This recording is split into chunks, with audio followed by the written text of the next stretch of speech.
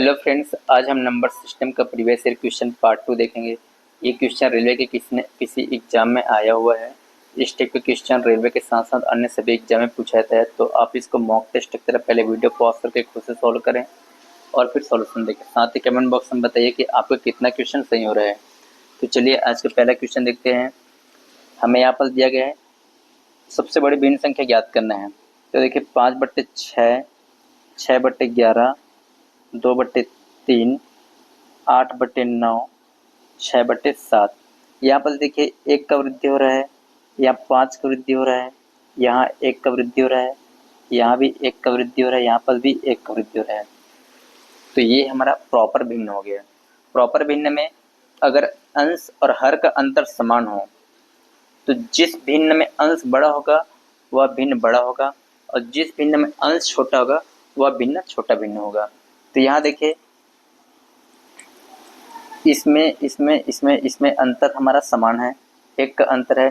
तो इन चारों में से सबसे बड़ी भिन्न कौन सी हो जाएगी? 8/9। ठीक है, लेकिन यहाँ पर हम इससे कंपेयर नहीं किए थे, 6/11 से कंपेयर नहीं किए थे। तो 6/11 और 8/9, अब इन दोनों में बड़ा कौन होगा ये देखना है हमको। तो हम यहाँ पास देखिए, यहाँ पास 5 का अंतर आ रहा है, यहाँ पास 1 का अंतर आ रहा है। अगर अंतर समान नहीं तो हम यहाँ पास क्रॉस मल्टीप्लाई करेंगे।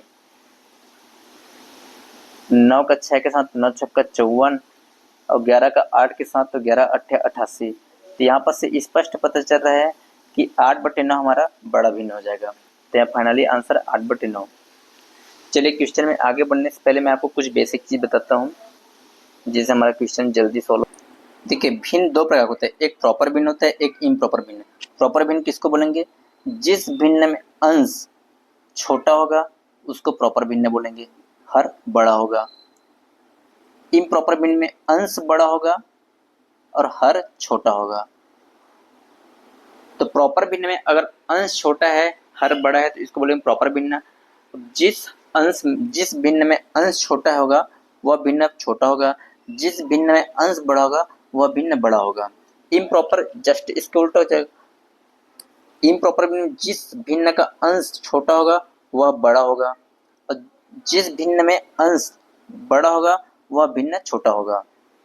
ठीक है, एक दूसरा चीज याद रखें, यहाँ पर हर समान हो तो बड़ा अंश बड़ा भिन्न और छोटा अंश छोटा भिन्न होगा। 3 मैं ले लेता हूँ 4, 5/4, 6/4, 7/4। यहाँ पर देखिए हर समान है, यहाँ पर सब में 4 है, तो जिसमें अंश छोटा होगा छोटा भिन्न होगा, जिसमें अंश बड़ा होगा वह बड़ा भिन्न हो जाएगा। तो चलिए अब क्वेश्चन में आगे बढ़ते हैं।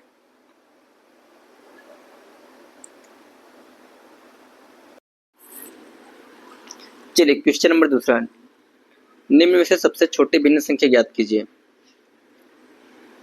1/10, 1/100, 9/1000, 500/10,000। अब देखिए यहाँ इसमें हर में 10,000 है, इसमें 1,000 है, इसमें 100 है, इसमें 10 है। अगर हम हर समान कर देंगे तो हमारा छोटी अंश जिस हर में हमारा छोटी अंश छोटा भिन्न हो जाएगा और बड़ी अंश बड़ा भिन्न हो जाएगा। तो चलिए पहले हर समान कर लेते हैं।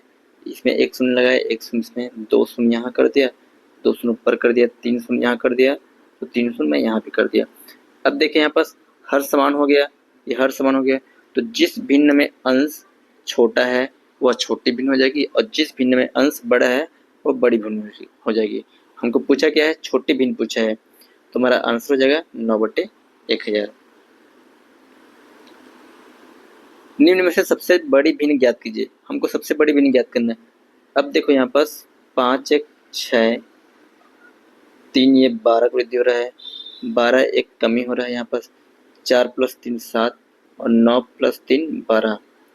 तो यहाँ पास एक चीज समझ आ रहा है, ये दोनों जो है प्रॉपर भिन्न हो गया, ये हमारा प्रॉपर भिन्न हो गया, ये हमारा इम्प्रॉपर भिन्न हो गया, इम्प्रॉपर भिन्न, और ये दोनों प्रॉपर भिन्न। तो जब भी प्रॉपर भिन्न और इम्प्रॉपर भिन्न का कॉम्बिनेशन है तब एक चीज याद रखना, प्रॉपर भिन्न हमेशा इम्प्रॉपर भिन्न से छोटी होती है। तो यहाँ देखिए 3 2 5 5 तो संख्या दी है, पांचों में सिर्फ एक ही इम्प्रॉपर है, तो ये इम्प्रॉपर हमारा बड़ी बड़ी संख्या हो जाएगी, क्योंकि यहाँ पास दिया गया प्रॉपर भिन्न इम्प्रॉपर भिन्न से छोटी होती है, मतलब इम्प्रॉपर भिन्न बड़ी होगी, तो ये हमारा आंसर हो जाएगा 12/11। ये हमारा सबसे बड़ी संख्या हो जाएगी 12/11। निम्न में से कौन सी भिन्न सबसे बड़ी होगी? हमको यहाँ पर दिया है 1/8, 2/12, 3/16 और 4/20। यहाँ पर 7 का वृद्धि हो रहा है, यहाँ पर 10 का वृद्धि हो रहा है, यहाँ 13 का वृद्धि हो रहा है, यहाँ 16 का वृद्धि हो रहा है। अब यहाँ पर जो भी अंश और हर का अंतर है असमान हो रहा है, तो यहाँ हम क्रॉस मल्टीप्लाई वाला अप्रोच अपनाएंगे। मैं इसको पहले हटा देता हूँ, ये। अब देखिए, पहले मैं इन दोनों को चेक कर लेता हूँ, फिर ये दोनों चेक कर लूंगा, और ये दोनों में से जो भी बड़ी आएगी उसको फिर से चेक कर लूंगा। तो 12 एकम 12 और 8 दूनी 16, तो इन दोनों में बड़ी संख्या कौन सा हो जाएगी? 2/12। तो ये हमारा 2/12 बड़ी संख्या हो गई। 20 तिया 60, 16 चौक 64। अब इन दोनों में बड़ी संख्या हो जाएगी 4/20। 4/20 हमारे यहाँ पास बड़ी संख्या हो गया। अब इन दोनों में से बड़ी संख्या हमको जानना है, इन दोनों में से बड़ी संख्या हमको जानना है, तो 20 दूनी 40 और 12 चौक 48। तो फाइनली हमारा बड़ा संख्या आ जाएगा 4/20। 4/20 हमारा आंसर हो जाएगा। सबसे छोटी भिन्न संख्या याद करना है हमको। यहाँ पास 6/11, 6/11 ये 5 का वृद्धि हो रहा है। 13/18 ये भी 5 का वृद्धि हो रहा है। 15/22 ये 7 का वृद्धि हो रहा है। 19/36 तो ये 17 का वृद्धि हो रहा है। 5/6 ये हो रहा है 1 का वृद्धि हो रहा है। अब देखिए, यहाँ पास अंतर 5 का है, यहाँ पास भी अंतर है 5 का है। जब भी अंश और हर का अंतर समान रहेगा तो जो छोटी अंश वाली छोटी भिन्न हो जाएगी, बड़ी अंश वाली बड़ी भिन्न हो जाएगी। हमको पूछा क्या है? छोटी भिन्न पूछा है। तो इन दोनों में सबसे छोटी कौन सी हो जाएगी? 6/11। मैं इसको हटाता हूँ यहाँ से। अब देखिए, यहाँ पास ये 5 का वृद्धि हो रहा है 6/11 और 5/6 ये 1 का वृद्धि हो रहा है। अगर मैं 5/6 इसमें भी 5 का वृद्धि कर दूंगा, ये 5 का वृद्धि यहाँ कर दिया, क्योंकि ये 5 हो ना, 5 एकम 5, ये भी 5 एकम 5। तो अब देखो यहाँ पास 5 पंच 25 और ये 6, तो 25 और 6 में छोटी कौन सी हो जाएगी? 6/11 ये वाला छोटी हो जाएगी। तो मैं इसको यहाँ से हटा देता हूँ। अब हमको इन तीनों में चेक करना है, इन तीनों में चेक करना है कि कौन सी छोटी भिन्न हो जाएगी। तो मैं क्रॉस मल्टीप्लाई वाला मेथड अपनाऊंगा। 22 × 6 और 11 × 15। तो यहाँ पर से तो स्पष्ट पता चल रहा है 15 दम 150, 22 छक्का 20 छक्के 120, मतलब ये छोटी हो जाएगी, ये बड़ी हो जाएगी। तो मैं इसको भी हटा देता हूँ।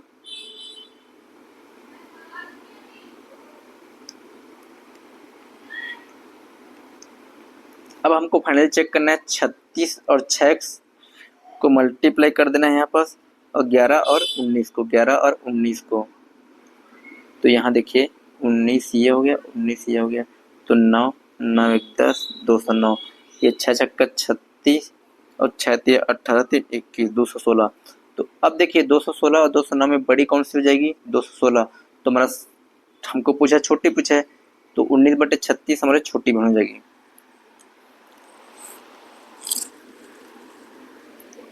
ये था ग्रुप डी का क्वेश्चन, थोड़ा सा कॉम्प्लिकेटेड था। चलिए, यहाँ पर दिया है निम्न में से कौन से एक निर्णांक भिन्न है? तो निर्णांक भिन्न वह भिन्न होगा जिसके अनुपातिक भागों का एक कॉमन गुणनखंड होगा। अंश और हर में कॉमन मल्टीप्लाई होगा, मल्टीप्लाई। जैसे देखिए यहाँ पास 91/15, तो ये हो जाएगा 13 7 91 और ये 5 3 15। यहाँ पर भी कोई भी कॉमन गुणनखंड नहीं निकल रहे हैं। 105 और 112, इसमें 15 7 105 और ये हो जाएगा 16 7 112।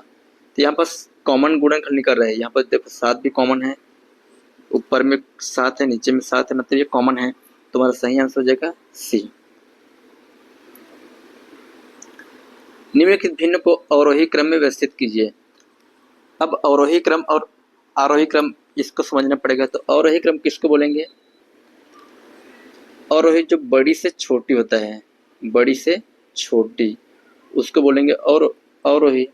और आरोही छोटी से बड़ी होगी। हमको पूछे अवरोही, मतलब हमको बड़ी से छोटी में जाना है, तो हमको ऑप्शन चेक करना है इनमें से कौन सा बड़ी है कौन सा छोटी। तो मैं पहला ऑप्शन ले लेता हूँ।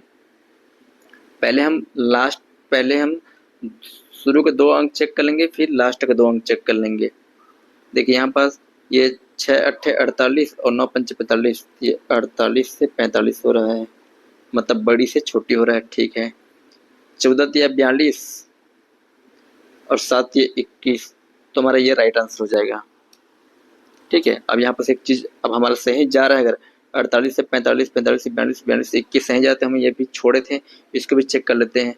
7 5 35 और 6 18, मतलब ये सही 35 से 18 हो रहा है, मतलब राइट आंसर हमारा ए हो जाएगा। राइट आंसर ए हो जाएगा। निम्नलिखित में से कौन सा शांत दशमलव या टर्मिनेटिंग डेसिमल है? तो शांत दशमलव किसे बोले? किसी संख्या में भाग देने पर यदि भागफल में संख्याएं बार बार ना दोहराती हो तो उसे शांत दशमलव कहते हैं।